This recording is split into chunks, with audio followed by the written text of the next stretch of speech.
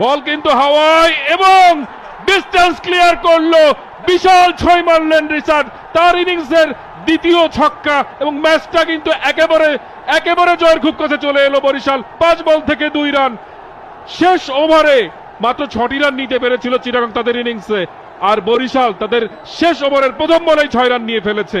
ম্যাচটা কিন্তু এখানেই আবার দুলে উঠেছে এবং লগনের ওপর দিয়ে যে ছক্কাটা মারলেন তিনি, দেখার মতো শট। ফিল্ডে দাঁড়িয়েছিলেন, তিনি শুধু উপর দিকে তাকিয়েই থাকলেন। বরিশালের গ্যালারিতে উল্লাস, বরিশালের টেন্টে উল্লাস, ওনার্সরা উপভোগ করছেন। একজন বোলার, সেই বোলারটা তিনি, এবং তার প্রথম বলে কিন্তু তিনি 6 কনসিড করেছেন। 5 বল থেকে 2 রান দরকার।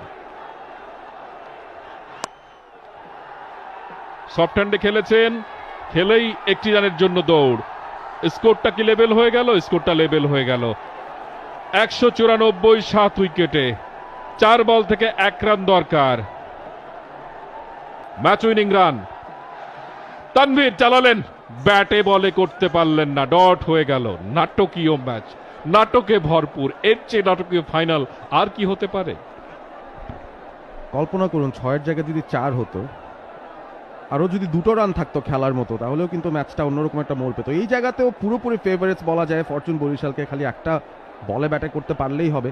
হেঁটে আসছিলেন সামনে, বলে খুব একটা গতি নেই, তবে অফ কাটার ধরনের বল, সেখানেই পরাস্ত হয়েছেন তানভীর। পারভেজ, একটা জিনিস, লং অন ছাড়া কিন্তু বাউন্ডারি তার কোনো ফিল্ডার নেই।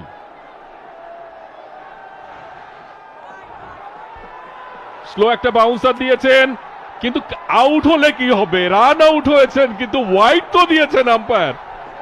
ম্যাচ কিন্তু শেষ। বরিশাল তারা 3 উইকেটে ম্যাচটা জিতে গেল। রান আউটটা হবে না, কারণ আম্পায়ার ওয়াইড কল করেছেন। প্রয়োজনীয় রানটা হয়ে গেছে।